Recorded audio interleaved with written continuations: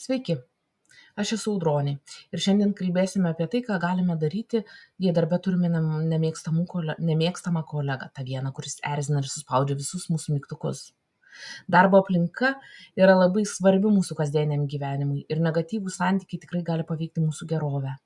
Ir šiame vaizdo įraše aptarsime, kodėl taip gali būti ir ką galime daryti, kad situacija pagerėtų. Pirmiausia, pakalbėkime apie tai, kodėl gali būti nemėgstamų kolegų. Ir viena iš pagrindinių priežasčių yra asmenybės skirtumai. Žmonės yra skirtingi, nenustebinau, ar ne? Ir turi įvairius asmenybės bruožus. Kai kuriems žmonėms gali būti sunku rasti bendrą kalbą dėl skirtingų požiūrių, vertybių ar elgesio modelių. Pavyzdžiui, jeigu esate intravertas, gali būti sunku suprasti ir priimti labai ekstravertišką kolegą, kuris nuolat reikalauja dėmesio. Arba atvirkščiai, jeigu esate ekstravertas, kolega, kuris nenori bendrauti ir atsako trumpais sakiniais, gali atrodyti nemandagus arba nebendradarbiaujantis. Kita priežastis gali būti skirtingi komunikacijos stiliai. Jie gali sukelti nesusipratimus ir konfliktus, nes kai kurie žmonės, tarkim, yra tiesmuki ir gali atrodyti grūbūs, nors neturi jokių blogų ketinimų. Pavyzdžiui, kolega, kuris visada siunčia labai trumpas ir griežtus žinutės ar elektroninius laiškus, gali atrodyti nemandagus ir negeranoriškas. Profesinė konkurencija taip pat gali būti priežastis, kodėl nemėgstame savo kolegos. Darbo aplinkoje dažnai egzistuoja konkurencija dėl paaukštinimų projektų ar kitų galimybių. Arba galbūt dėl jūsų arba to kito žmogaus asmeninių savybių sukelto poreikio būti pirmam. Tai gali sukelti įtampą ir negatyvius jausmus tarp kolegų.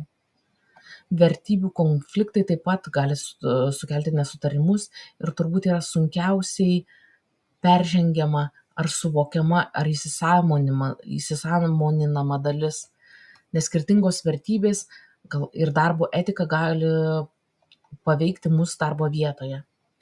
Jei jūsų vertybės labai skiriasi nuo kolegos, gali būti sunku rasti bendrą kalbą. Tad jeigu jūs, pavyzdžiui, vertinate sąžiningumą ir atvirumą, o jūsų kolega dažnai manipuliuoja informaciją savo naudai arba tiesiog nepasidalina, nes mano, jog tai sukels daugiau įtampos negu reikia, vien šis vertybių nesutapimas kelia daug įtampos jums pačiam ir galbūt tikėtina kolegai ir visam kolektyvui. Ir taigi pagrindinės priežastys, kodėl gali būti asmenybiniai skirtumai, bendravimo stilius, konkurencija bei vertybės. Ir svarbu suprasti jas, nes tik tada galime rasti tinkamus būdus konfliktams spręsti ir kurti harmoningesnę darbo aplinką ir daryti tai, kad situacija pagerėtų. Ir prieš žengiant pirmuosius žingsnius, svarbu yra pažvelgti į save. Įdomu tai, kad galime nemėgti žmogaus, net nesuprasdami kodėl. O tada pradedame ieškoti įrodymų, kad būtume teisūs. Tai gali būti vadinama patvirtinimu arba savo nuomonės šališkumu arba netgi tam tikra dalis savęs išpildančios pranašystės reiškinio. Mūsų smegenys randa įvairių būdų manipuliuoti tiesa, siekiant mus apsaugoti, nes tai yra vienas pagrindinių smegenų darbų, o ne todėl, kad jos kažkoks piktasis genijus. Nes mūsų smegenys taip pat yra labai gabios saugoti prisiminimus apie tai, kodėl tam tikrų žmogų neturėtume pasitikėti. Ir kai sukuriame šitą failą apie asmenį, reikia įdėti nemažai pastangų, kad ta nuomonė pasikeistų. Todėl svarbu save stebėti ir pabandyti suprasti, kokios bendravimo dalys jūs labiausiai erzina ir kas būtent tame bendravime paspaudžia jūsų mygtukus. Ir jei norite, kad žmogus darbo vietoje būtų mažiau nemalonus arba norite nustoti jaustis neramus kiekvieną kartą, kai turite su juo susitikimą, pirmiausia pažvelkite į save. Ir ar esate pasiruošę atlikti šitos namų darbus? Ir įsivaizduokite, kaip pasikeistų jūsų gyvenimas ir ką galėtumėte nuveikti su visu tuo papildomu laiku ir energija, kurį šiuo metu praleidžiate būdami susierzinę. Keli praktiniai žingsniai, ką galime daryti. Tai pirmiausia, pabandysite suprasti to žmogaus požiūrį. Stenkitės įsijausti į jų situaciją ir suprasti, kodėl jie elgiasi vienaip ar kitaip. Galbūt jie turi kažkokias svarbes priežastis taip elgtis. Ir tai gali jums padėti sumažinti neigiamus jausmus arba rasti bendrą kalbą. Bandykite su kolega daugiau kalbėtis ir išsiaiškinti, kas jiems svarbu ir kokie jų darbo stiliai ir lūkesčiai. Antra, labai svarbu išlaikyti profesionalumą. Net ir sudėtingose situacijose. Stenkitės laikytis darbo etiketo ir etikos ir nesivelti į asmeninius konfliktus. Jei jaučiate, kad situacija tampa pernelyg emocinga, pasitraukite ir grįžkite prie diskusijos, kai nurimsite. Taip pat gali padėti bendrų interesų suradimas. Tai gali padėti sukurti ryšį ir sumažinti įtampą. Galbūt pavyks atrasti sritis, kuriuose jūsų ir jūsų kolegos interesai sutampa. Dalyvaukite bendruose projektuose, veiklose, kurios gali suartinti, aptarkite temas galbūt prie kavos, kurios suartintų jūs. 4. Komunikuokite aiškiai ir atvirai. Ši atvira komunikacija gali padėti išvengti nesusipratimų ir konfliktų. Kalbėkite apie savo jausmus ir lūkesčius, klausykite, ką sako jūsų kolega. Galite pabandyti naudoti aš teiginius, aš jaučiuosi. Vietoj kaltimų tu visada elgiesi blogai arba tu visada neatsiunti man laiškų, tu visada vėluoji pateikti terminus. Vietoj to galima sakyti, aš jaučiuosi negerai, kai tu vėluoji pateikti savo terminą. 5. Ieškokite kompromiso. Kartais geriausias būdas spręsti konfliktus yra kompromisas. Ir būkite pasiruošę ieškoti sprendimų, kurie tenkintų abi pusės. Nustatykite, kas yra svarbiausia jums ar jūsų kolegai ir ieškokite būdų, kaip patenkinti abiejų jūsų poreikius. Taip pat galbūt išeitis yra kreiptis pagalbos, jei situacija tampa nevaldoma. Galbūt tai yra vadovas, HR skyrius, jie gali padėti tarpininkauti ir rasti sprendimą. Žinoma, prieš kreipdamiesi pagalbos surinkite faktus ir pavyzdžius, kad galėtumėte aiškiai paaiškinti situaciją, vietoj to, kad ateiti ir išlieti savo emociją, nes išliejimas emocijos tarsi duoda signalą, kad dabar jūs reikia išklausyti, o ne jums padėti spręsti situaciją. Ir galiausiai praktikuokite savęs rūpinimą. Svarbu rūpintis savimi, kad išliktumėte emociškai atsparūs ir stiprūs. Skirkite laiko poilsiui, atsipalaidavimui ir veikloms, kurios jums teikia džiaugsmą.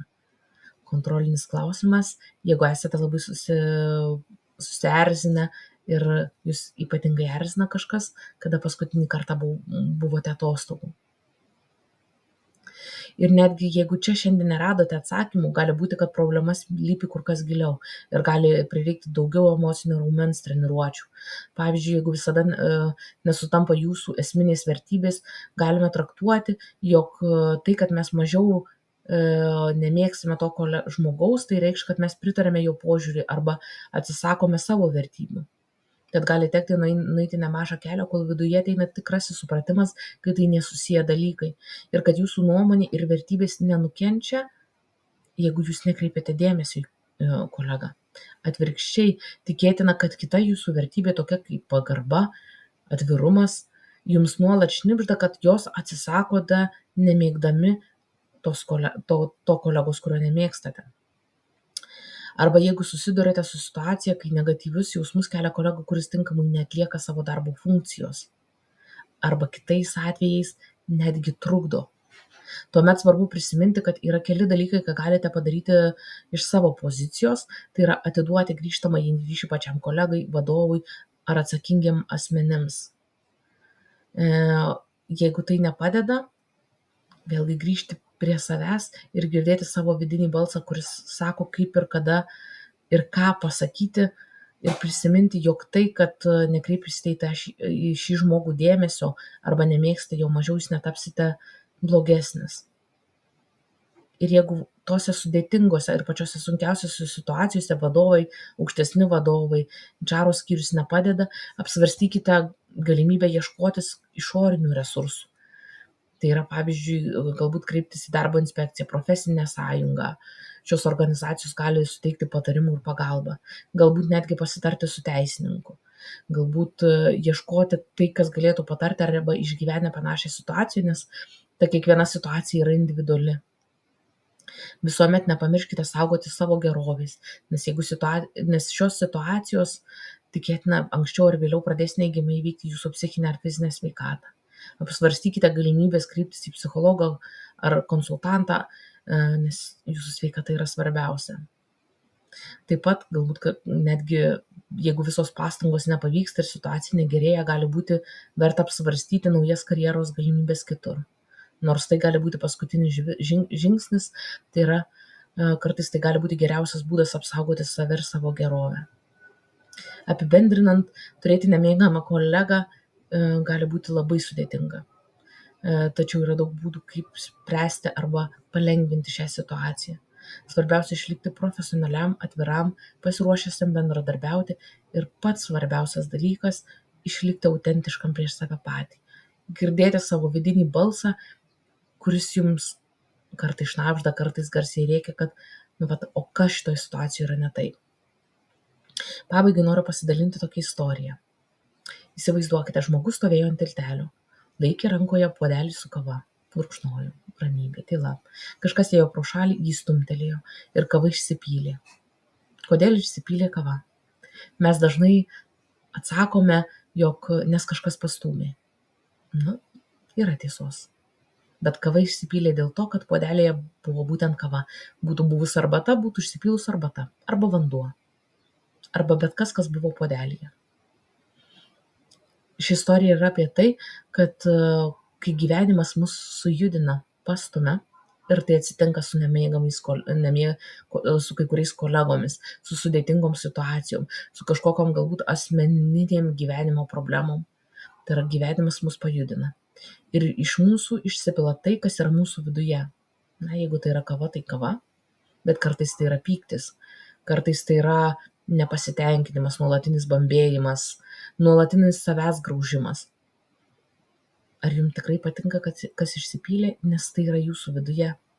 Nes netgi kai gyvenimas jūsų nepajudina, tai reiškia, kad tai yra jūsų viduje. Tai galbūt verta ieškoti būdų, jeigu jums nepatinka, kas išsipylė, galbūt verta ieškoti būdų, kaip užpildyti tais gerais dalykais, džiaugsmingais. Ir kas jūs įkvepia, kas jūs daro geresniais žmonėmis, kuo jūs ypatingai didžiuojatės. Tai linkiu, kad tų dalykų, kurie išsipiltų, jie džiugintų jūs ir lydėtų link geresnio gyvenimo. Ir tikiuosi, kad šiandienos video ir šie patarimai ir padės pagerinti santykius darbo vietoje arba bent jau jaustis juose geriau. Ačiū, kad žiūrėjot, linkiu sėkmės ir nuostabių kolegų.